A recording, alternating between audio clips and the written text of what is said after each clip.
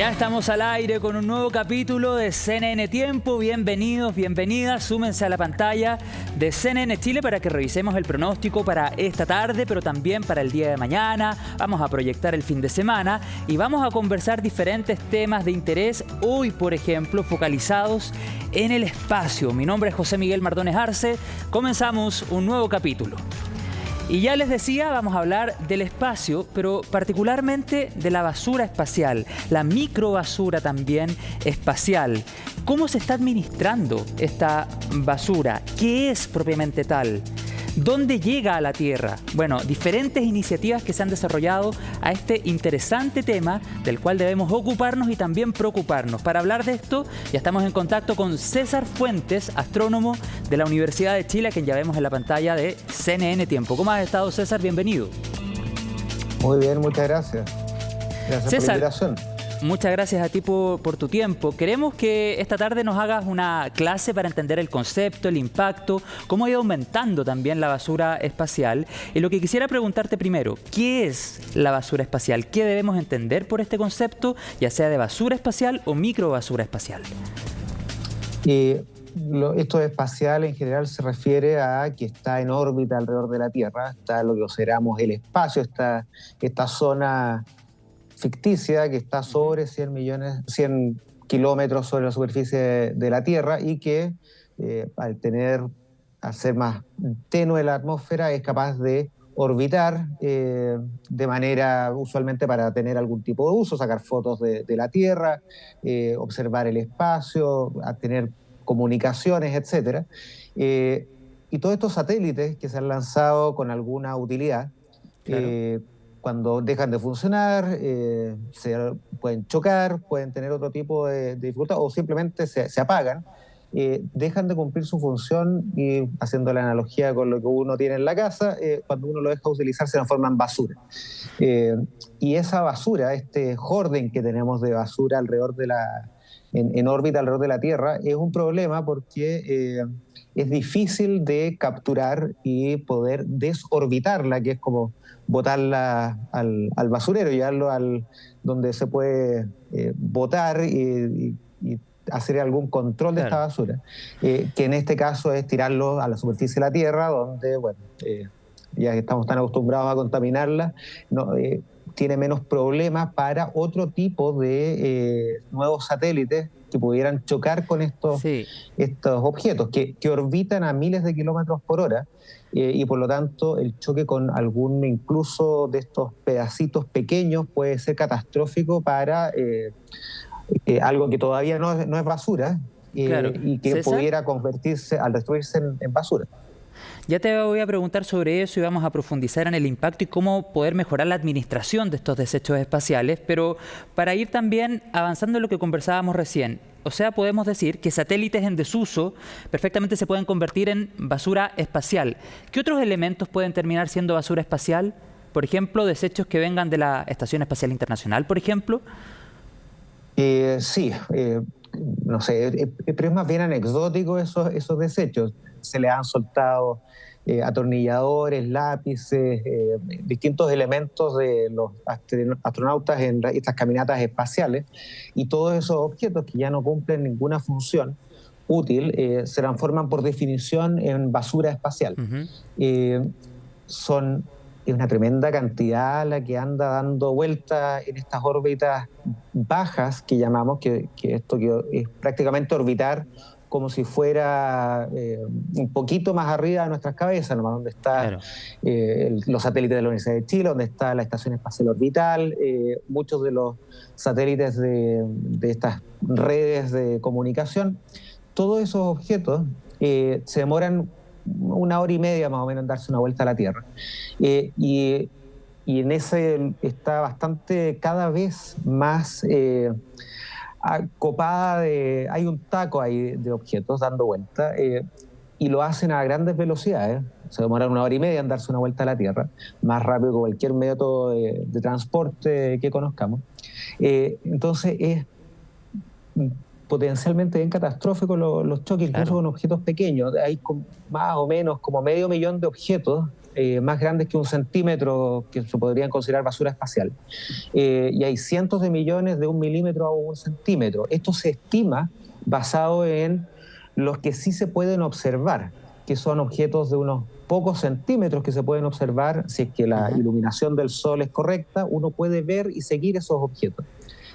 Pero es bien difícil seguirlos a medida que son cada vez más pequeños. Entonces uno puede hacer una estimación de ese número de objetos que pueden provocar problemas. De hecho, hemos escuchado las noticias de ciertos problemas que han habido en la Estación Espacial Orbital, donde han habido algunos hoyitos que podrían echársele la culpa a estos choques. César, otra pregunta que también nos repetían en las redes. ¿Hay algún lugar definido en nuestro planeta para botar basura espacial? Y quiero que hablemos particularmente de esto que se le llama el punto Nemo.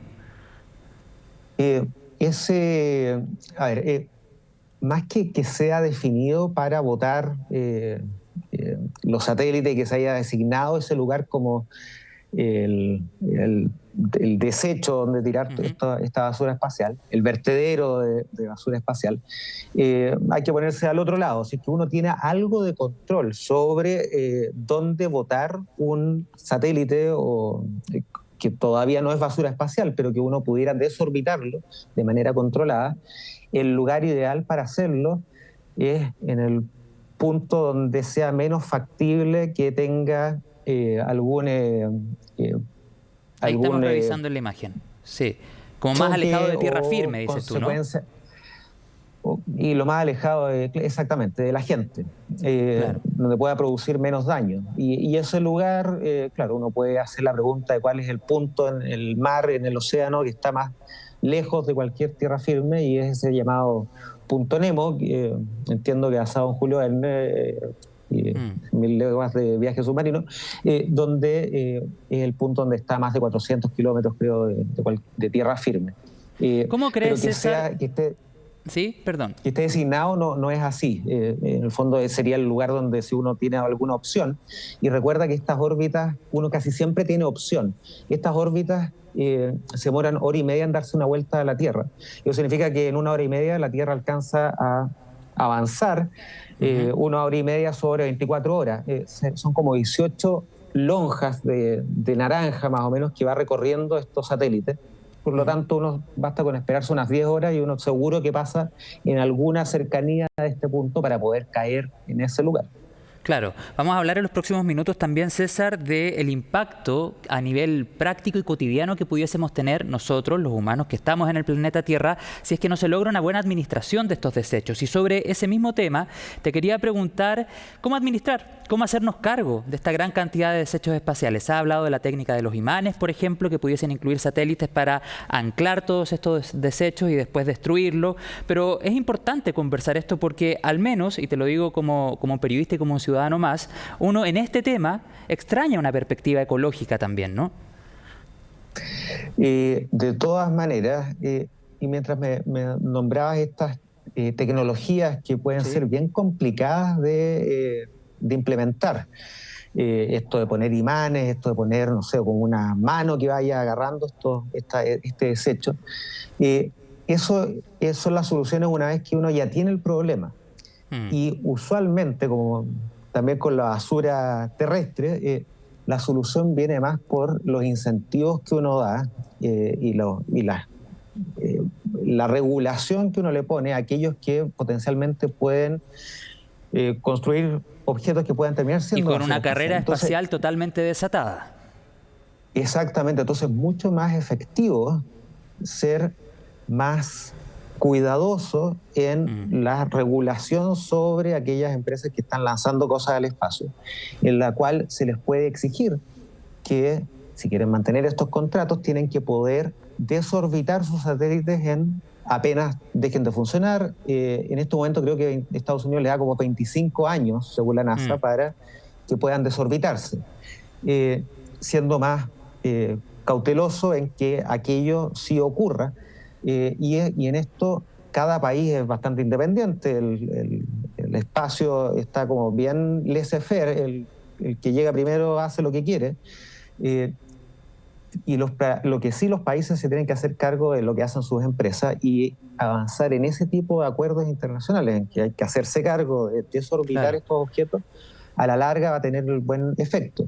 Ya es un problema esta basura espacial, eh, haciendo que incluso la estación espacial tenga que hacer maniobras cada un par de meses para evitar estar dentro de Pero eso, alguna pequeña sí. posibilidad de chocar con algún objeto. Pero eso pensando en una perspectiva a futuro de cómo poder subsanar o mejorar el problema que se ha generado hoy. Y para cerrar este tema te quería preguntar, ¿tú consideras que va en la línea correcta, por ejemplo, implementar a lo mejor una técnica de imanes o de correas electrodinámicas? Se ha hablado también de una técnica con láseres para poder hacer frente a esta situación de la basura espacial. De todas maneras, todas esas técnicas tecnológicas tienen la virtud que ponen un problema muy difícil a el mundo. Aquí hay buenísimas ideas que surgen de estudiantes de ingeniería, de niños incluso, que pueden eventualmente transformarse en una solución real, pero que de nuevo tienen varios problemas. Por ejemplo, esto del láser, que es bien fácil de imaginar que pudiera ser una solución que fuese escalable, tiene problemas que hay que lanzar esta luz a través del aire, que es capaz de absorber y modificar este haz colimado de luz para que sea menos efectivo. Sin embargo, todas estas ideas van a ir en la dirección de poder hacerse cargo del problema que ya existe, pero nuevamente yo veo más difícil que esas soluciones ultra tecnológicas sean efectivas, que uno pudiera hacer algo mucho más eficiente, preocupándose antes de que este problema se vuelva cada vez peor. Bueno, es importante, sí, claro, es importante tomar medidas con perspectiva de futuro, con perspectiva ecológica, como también lo estábamos conversando. Lo último que quería preguntarte, César, es sobre el impacto que puede tener en el cotidiano. Si no hay una buena administración de estos desechos espaciales, de esta basura espacial, por ejemplo, satélites en desuso que estábamos conversando recién, ¿podríamos en el mundo, en el planeta Tierra, enfrentar, por ejemplo, una gran crisis a nivel comunicacional de las telecomunicaciones? ¿Pudiese existir un gran apagón a nivel comunicacional si es que no se administra a tiempo esta basura espacial? Sí, pudiese tener un problema en lo que respecta el lugar donde este problema es más grave, que es en las órbitas bajas. En las órbitas geosíncronas, que es como un décimo de la distancia entre la Tierra, un poquito más de un décimo de la distancia entre la Tierra y la Luna, que es mucho más difícil llegar y que son estas franjas alrededor del Ecuador, ahí el problema no es tan grave porque es más difícil llegar, entonces, y está menos... ya están como medio escopados esa cantidad de satélites. Habiendo dicho esto, donde sería muy grave quedarse sin las órbitas bajas es para todos estos satélites que monitorean la Tierra y para los astronautas que están en las estaciones espaciales, ahora internacional, luego la China, que es aquel lugar que es más fácil llegar. Entonces tendría un efecto bien negativo y nocivo sobre la exploración espacial, pensando en que es necesario mantener astronautas en el espacio, pensando en conquistar pronto la Luna y después ir a Marte de una manera un poco más, pensando en más colonización y explotación que simplemente ir a visitar, como fue hace ya 50 años. Ahora, con respecto a la comunicación y el Internet, yo invito ahí a la gente a que busque esto de los cables submarinos, que es donde la mayor parte de nuestras comunicaciones ocurre a través de cables en el mar, que no son tan visibles como estos satélites en el imaginario, pero es la infraestructura en la que está construida estas comunicaciones internacionales y que permite que estemos conversando ahora también. Entonces hay alternativas, no nos vamos a quedar con un apagón que no nos podemos comunicar con Europa si es que llegase a acabarse simplemente por culpa de basura, un poco como la película Wall-E, en que no nos hayamos hecho cargo de este problema y nos llenemos de basura que sea que haga muy, muy Claro. peligroso ir al espacio simplemente por la estupidez humana. Esperemos que no sea así. Esperemos que no sea así, que importante conversarlo también. Estamos cerrando, César Fuentes, astrónomo de la Universidad de Chile, y quiero dejar planteada una idea que nos puede servir de puntapié inicial para una próxima conversación, una próxima entrevista, y es ¿qué va a pasar con la Estación Espacial Internacional en 2029? ¿A dónde va a ir a parar la Estación Espacial Internacional? Bueno, el 2029 ya hay planes para desorbitarla, pensando que ha ido decayendo en su órbita. Digamos que es del porte de una cancha de fútbol, para que la gente se haga una idea. Exactamente. Y uno de los problemas al desorbitar es que una vez que empieza a rozar con la atmósfera, es más bien caótica qué tanto se desacelera. Claro. Entonces, yo imagino que algo de este tamaño, claro, va a estar todo, y sabiendo que hay gente que puede estar maniobrando y trabajando en la estación espacial antes debiese ser capaz de estrellarla de manera más segura y poder tener un lugar de impacto más acotado, probablemente en torno a ese punto más lejano de tierra firme, que es el famoso punto Nemo, donde es lo más probable que se haga estrellar un objeto como este. Ya pues, César Fuentes, astrónomo de la Universidad de Chile, dejamos planteado un tema para una próxima entrevista, así es que te vamos a invitar nuevamente para hablar de la Estación Espacial Internacional, su destino tras 2029 y también del punto Nemo. Sería interesante también poder profundizar en otra conversación en ese tema. Muchas gracias, que tengas buena tarde, muchas gracias. Gracias a ustedes también, igualmente. Nos vemos, chao.